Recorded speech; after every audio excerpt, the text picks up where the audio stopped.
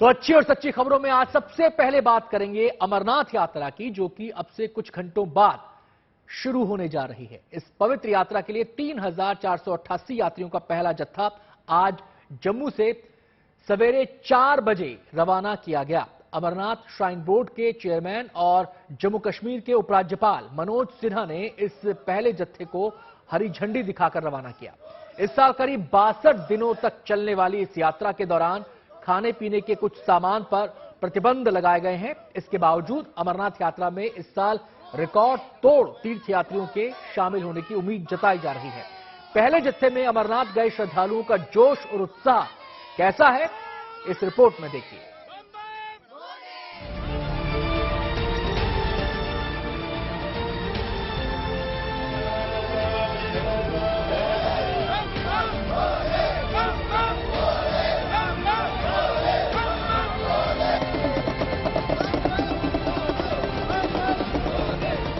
कोई बजा रहा है डमरू,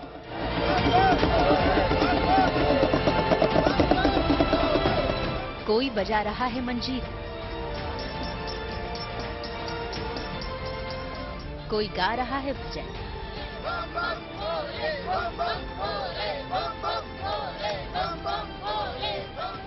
तो कोई झूम रहा है भोले की भक्ति में।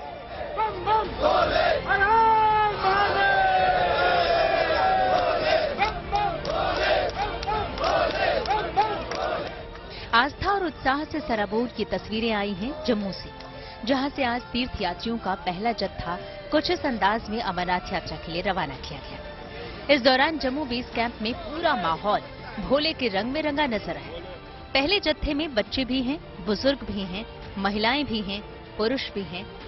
कोई परिवार संग बाबा बर्फानी के दर्शन के लिए रवाना हुआ, तो कोई दोस्तों और रिश्तेदारों के साथ बेस कैंप से रवाना हुआ। अमरनाथ यात्रियों का पहला जत्था जम्मू के भगवती नगर बेस कैंप से रवाना हो चुका है। यात्रियों को हरी झंडी यहां पर जम्मू कश्मीर के उपराज्यपाल मनोज सिन्हा ने दिखाई और अब एक एक करके यहां से गाड़ियां जो है कश्मीर घाटी की तरफ रवाना हो रही है। यात्रियों में काफी उत्साह है और ये जो यात्रा है इस वर्ष 62 दिन तक चलने जा रही है। कल से यानी कि शुक्रवार से ये यात्रा प्रारंभ होगी और आज यहाँ बृहस्पतिवार को यात्रियों का पहला जत्था कश्मीर घाटी के लिए रवाना कर दिया गया। तीर्थयात्रियों के इस पहले जत्थे में 3,400 श्रद्धालु शामिल हैं, जो कड़ी सुरक्षा के बीच बसों से अमरनाथ यात्रा के लिए रवाना हुए। इन बसों को रवाना करने के लिए खुद जम्मू कश्मीर के उपराज्यपाल मनोज सिन्हा सुबह 4 बजे बेस कैंप पहुंचे, जहां उन्होंने इन बसों को रवाना करने से पहले पुजारियों की मौजूदगी में पूजा की।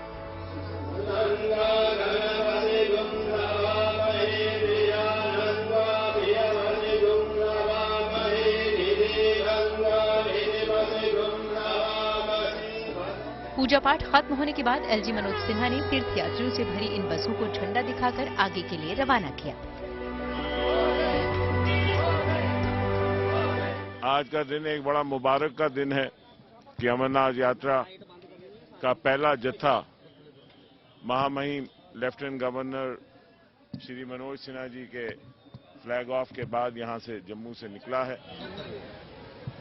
हर बरस की तरह जम्मू कश्मीर में हर्षोल्लास का माहौल है और पूरा जम्मू कश्मीर यात्रियों के स्वागत के लिए खड़ा है और हमें ये पूरी उम्मीद है कि ये यात्रा जो है बहुत सफल होगी और ये यात्री जो हैं नए इंतजामात जो किए गए हैं उनकी बदौलत इस यात्रा को बड़ी भली भांति पूर्ण करेंगे और इस यात्रा को मुकम्मल करके जब अपने अपने प्रदेश में जाएंगे तो एक भाईचारे का जम्मू कश्मीर से संदेशा लेके जाएंगे। 1 जुलाई से शुरू हो रही ये पवित्र यात्रा इस साल 62 दिनों तक चलेगी, जिसके लिए देश के कोने कोने से बाबा बर्फानी के ये भक्त पूरे जोश और उत्साह के साथ जम्मू पहुंचे हैं। इनके चेहरों पर अपने आराध्य की एक झलक पाने की बेताबी साफ देखी जा सकती है। आप देख सकते हैं कि भक्त जो हैं भक्ति में सराबोर हैं और साथ ही में कितने उत्साहित है, हर्षोल्लास से यहाँ पर और काफी खुशनुमा माहौल है। देश के अलग अलग क्षेत्रों से श्रद्धालु आए हैं स्वामी अमरनाथ के दर्शनों के लिए। यात्रीगण काफी व्याकुल है और चाहते हैं कि जल्द से जल्द वो स्वामी अमरनाथ के दर्शन कर पाए। लेकिन यहाँ पर आप देखिए जोश और जज्बा देखिए, यहाँ पर यात्रियों में उमस भरी गर्मी है, लेकिन गर्मी का कोई असर नहीं दिख रहा है। यहाँ पर यात्रीगण काफी प्रसन्न है। हम यहाँ पर सीधा यात्रियों से बात करते हैं। जी आप बताइए, आपका नाम? जगदीश कुमावत, जयपुर राजस्थान से। जयपुर से आए, मुझे बताइए कितना मन में प्रसन्नता है? क्षमता इतनी है, अभी चलो 2 घंटे के अंदर दौड़ के दर्शन करेंगे बाबा के। मन में कितनी प्रसन्नता की अनुभूति? बहुत प्रसन्नता है, इतनी प्रसन्नता है कुछ कह नहीं सकते। बस यही चाहते हैं कि बस जल्दी से जल्दी बाबा का दर्शन हो जाए। मैं प्रतापगढ़ से आया हूँ, जो है अपने मम्मी पापा के साथ, जो है अच्छा, पूरे परिवार के साथ आया हूँ। मन में कितनी प्रसन्नता की अनुभूति? सर बहुत प्रसन्नता है। और जो बाहर लोग माने डरते बताते थे कि वहाँ जाने में इतना खतरा है, लेकिन सेनाओं का उत्साह और उनका जो है चप्पे चप्पे पे जो पड़ाव है, वो देख करके जो मन में डर था जो है वो सब दूर हो गया। गुड न्यूज ये है कि इस साल इस तीर्थ यात्रा पर आने वाले श्रद्धालुओं की सहूलियत के लिए पहले से कहीं ज्यादा इंतजाम जम्मू कश्मीर प्रशासन की ओर से किए गए हैं, ताकि तीर्थ यात्रियों को रास्ते में किसी तरह की दिक्कत और परेशानी पेश न आए। अमरनाथ यात्रा ऑब्वियस ही बात है कि इस बार जो लोग आने हैं वो पिछले साल से ज़्यादा ही होंगे, जो एक्सपेक्टेड है। पहला। दूसरा चीज़ क्या है कि जो यूटिलिटीज़ हैं उनमें हमारी जो तैयारी है पहले से बेहतर हुई है और सिक्योरिटी के पॉइंट ऑफ व्यू से भी काफ़ी बेहतर इंतजाम किए गए हैं कि उधमपुर ज़िले में कोई ऐसी दिक्कत ना आए। और बात है लॉजमेंट सेंटर्स वगैरह की, अगर कुछ इन केस ऑफ एक्सीजेंसी कुछ ऐसे इमरजेंसी पड़ती है तो हमारे पास बेहतर सुविधाएँ हैं ताकि लोगों को अकोमोडेट कर सकें। जम्मू बेस कैंप से रवाना होने के बाद जब ये तीर्थयात्री उधमपुर पहुंचे तो रास्ते में अधिकारियों ने इन तीर्थयात्रियों को फूलों की माला पहनाकर और चुनरी भेंट कर स्वागत किया।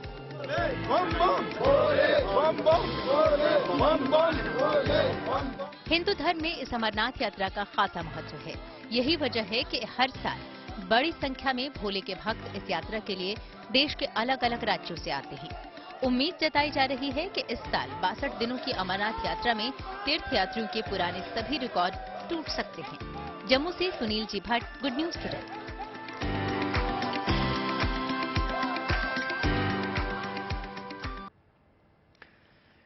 जम्मू से चला तीर्थयात्रियों का पहला जत्था पहलगाम और बालटाल बेस कैंप पहुंच चुका है, जहां इन तीर्थयात्रियों का जोरदार स्वागत किया गया। इसके बाद इन सभी तीर्थयात्रियों को सुबह पवित्र अमरनाथ गुफा की ओर रवाना किया जाएगा। पहलगाम और बालटाल बेस कैंप तक पहुंचे इन तीर्थयात्रियों से बात की हमारे संवाददाता अशरफ वानी ने। हम यहाँ पर इस वक्त जो है दुमेल में है। कई सारे लोग जो हैं यहाँ पर अमरनाथ यात्रा के लिए पहुंचे हैं, क्योंकि पहला जत्था जो है वो आज से शुरू हुआ है। यहाँ पर उनसे ही बात करेंगे। आप मुझे अपना नाम बताइए। राजू भाई पटेल। आप कहाँ से हैं? सूरत, गुजरात से हम आए हुए हैं। पहली बार अमरनाथ यात्रा पे आए, इससे पहले भी कभी आए थे? कई बार हमारा ये ग्रुप यहाँ यात्रा करने आ रहा है। आप मुझे बताइए, आपने कितनी बार यात्रा की अभी तक अमरनाथ? मेरा ये 21वां साल है। ऐसा है 23 साल हो जाते हैं। कोरोना के 2 साल हम लोग ने गवा दिए थे यात्रा के, तो ये मेरा 23वां साल है। मैं जिनके साथ जुड़ा हुआ हूँ वो 26 साल से आ रहे हैं। वो लोग फिलहाल अभी बालटाल में ठहरे हुए हैं और स्वामी जी के आशीर्वाद से हमको यहाँ पे अच्छी सुविधा मिल रही है, उनके आशीर्वाद से। तो हमारा पूरा ग्रुप जो है 26 लोगों का है। हम लोग यहाँ पर आए हुए हैं और मेरे साथ में जो हमारे चेतन भाई पटेल है वो पिछले 10 साल से हमारे साथ यात्रा पे जुड़े हुए हैं। कुछ आपको इम्प्रूवमेंट लग रही है अमरनाथ यात्रा को लेकर? हर साल नया नया इम्प्रूवमेंट देखने को मिलता है। मिलिट्री वाले बहुत यहाँ हेल्पफुल रहते हैं। न रास्ता, अगर कोई रास्ता ब्लॉक हुआ तो वो भी रातों रात 2-3 घंटे में शुरू कर देते। और अब आपको ले चलते हैं दिल्ली यूनिवर्सिटी, जिसके शताब्दी समारोह में भाग लेने के लिए प्रधानमंत्री नरेंद्र मोदी पहुंचे। उनके साथ केंद्रीय मंत्री धर्मेंद्र प्रधान भी मौजूद थे। पीएम ने इस खास मौके पर दिल्ली विश्वविद्यालय की 3 इमारतों, टेक्निकल बिल्डिंग, कंप्यूटर सेंटर और एकेडमिक ब्लॉक की आधारशिला रखी और कॉफी टेबल बुक का विमोचन किया। इस दौरान प्रधानमंत्री मोदी ने छात्रों को संबोधित किया। अपने संबोधन में पीएम ने छात्रों को क्या मंत्र दिए, देखिए इस रिपोर्ट में।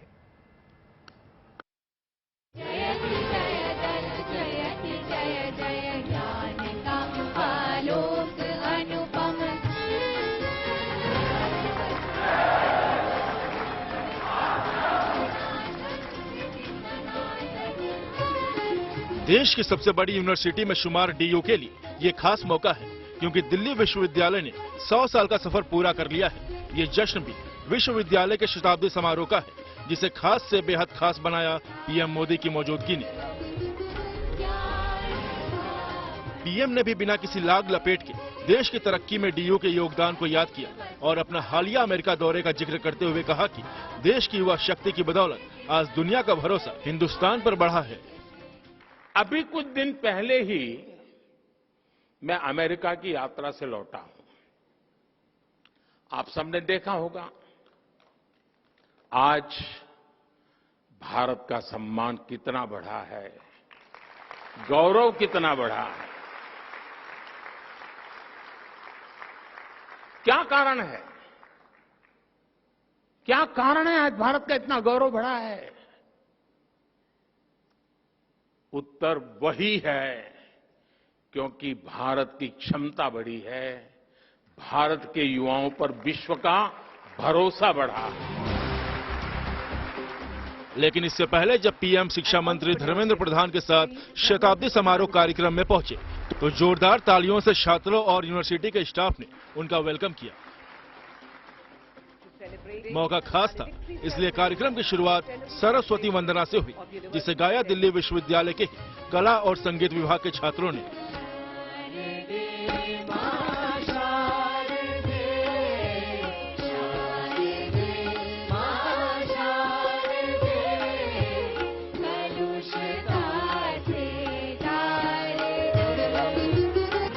इसके बाद यूनिवर्सिटी के वाइस चांसलर योगेश सिंह ने प्रधानमंत्री मोदी को शॉल और स्मृति चिन्ह भेंटकर उनका स्वागत किया। इस मौके पर पीएम मोदी ने दिल्ली विश्वविद्यालय की 3 इमारतों, टेक्निकल बिल्डिंग, कंप्यूटर सेंटर और एकेडमिक ब्लॉक की आधारशिला रखी और कॉफी टेबल बुक का विमोचन किया।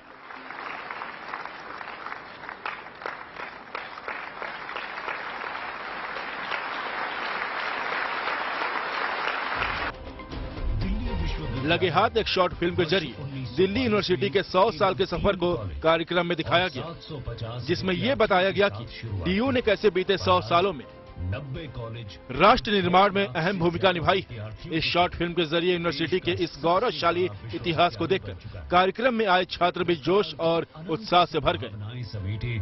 शिक्षा का ये वट वृक्ष पूरे आन बान शान से ज्ञान और राष्ट्र निर्माण के कार्य में जुड़ा है। इतना ही नहीं, इस मौके पर दिल्ली यूनिवर्सिटी की 100 साल की यात्रा को दिखाते हुए एक प्रदर्शनी का आयोजन भी किया गया। अगर 2047 में विकसित राष्ट्र होना है और दिल्ली विश्वविद्यालय की कोई भूमिका होगी, तो उसके लिए जो करिकुलम चाहिए और जो 21वीं सेंचुरी के हिसाब से होना चाहिए, वो हम उसका प्रयास कर रहे हैं। वहीं पीएम मोदी ने अपने संबोधन में कहा कि दिल्ली विश्वविद्यालय का इतिहास खास है। ये सिर्फ एक यूनिवर्सिटी नहीं, बल्कि एक मूवमेंट है। साथ ही उन्होंने कार्यक्रम में आए छात्रों को जीवन में आगे बढ़ने का मंत्र भी दिया। हमारे यहाँ कहा जाता है, ज्ञान वानेन सुखवान, ज्ञान वानेव जीवती, ज्ञान वानेव बलवान, तस्मात् ज्ञान मयो भव। अर्थात जिसके पास ज्ञान है वही सुखी है, वही बलवान है, और वास्तव में वही जीता है जिसके पास ज्ञान है।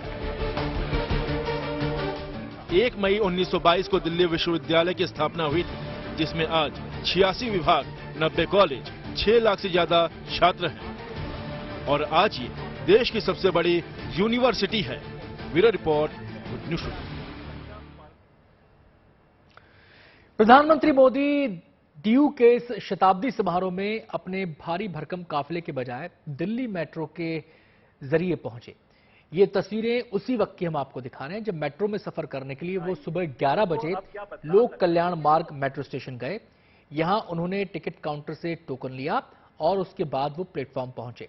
इसके बाद जब वो मेट्रो ट्रेन में सवार हुए तो यात्री प्रधानमंत्री को अपने बीच देखकर बेहद खुश हुए।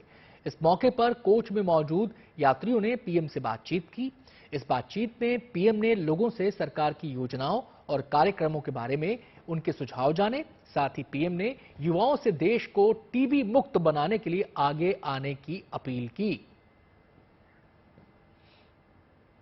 जैसे 2025 तक हमें टीबी से भारत को मुक्त करना है। अब किया जा सकता है। सिर्फ टीबी के पेशेंट को हमें गोद लेना है। सरकार दवाई देती है, वो दवाई उसको पहुंचानी है। 6 महीने तक उसको खाने के कुछ नियम है, उसको पालन करना है।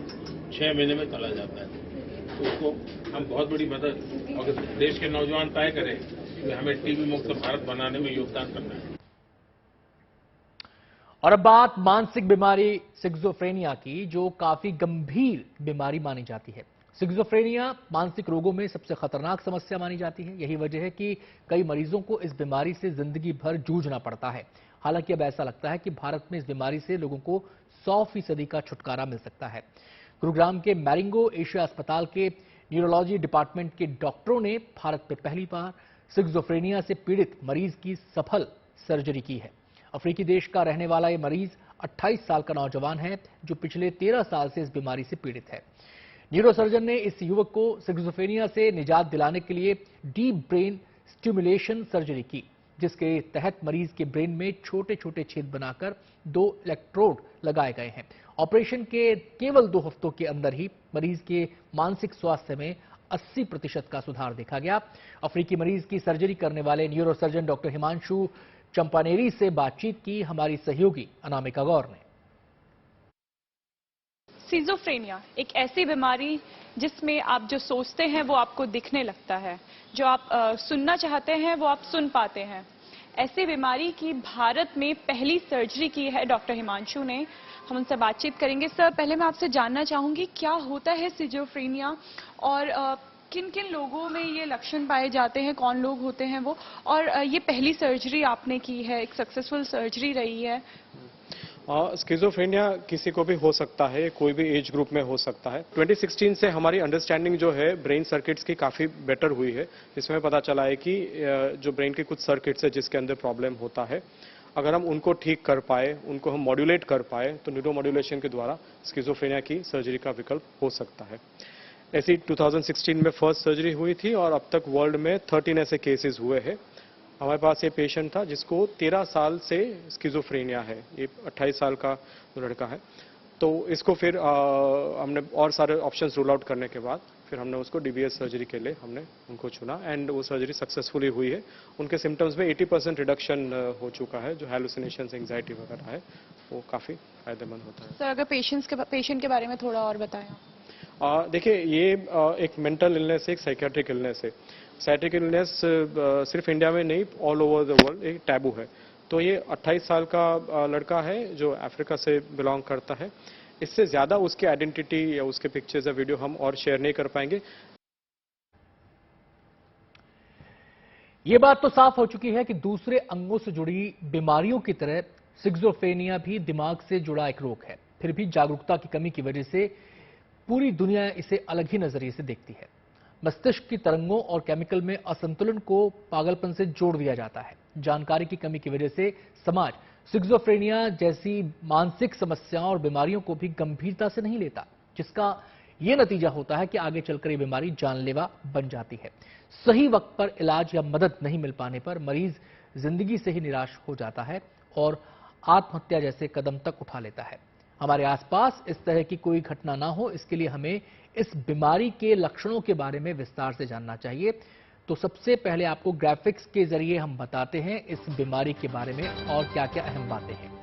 सबसे पहली बात तो यह कि किसी भी एज यानी आयु के व्यक्ति को सिक्सोफ्रेनिया की शिकायत हो सकती है। ये बिल्कुल गलत धारणा है कि 16 साल से लेकर 45 साल के बीच ही लोग इसकी जद में आ सकते हैं।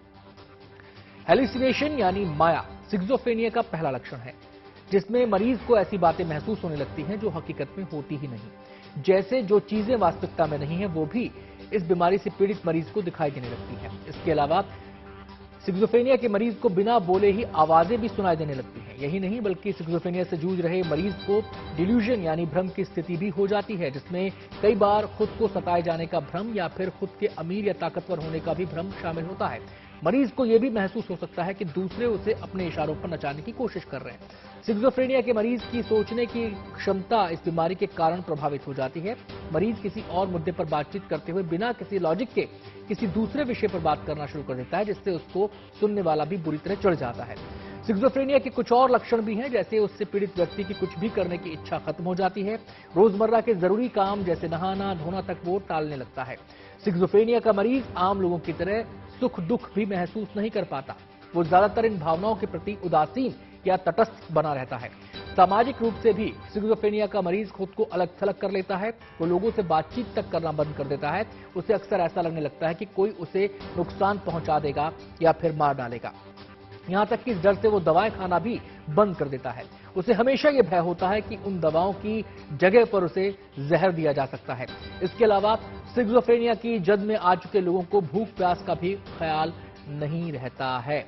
अगर सिक्सोफ्रेनिया के बारे में जानकारी ना हो तो उसके लक्षणों की पहचान करना आमतौर पर मुश्किल हो जाता है।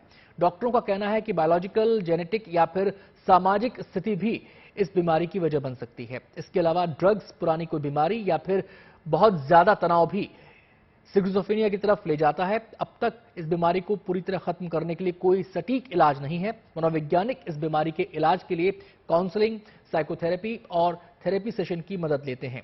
साइकोलॉजिकल काउंसिल से सिक्सोफ्रेनिया के लक्षणों को कम करने में मदद जरूर मिलती है, यानी कुछ इलाज की वजह से इस बीमारी के लक्षण कम हो सकते हैं। इसलिए इस बीमारी का पता चलने पर मरीज को मनोचिकित्सक से संपर्क में रहना चाहिए। तो अच्छी खबर, सच्ची खबर में आज बस इतना ही।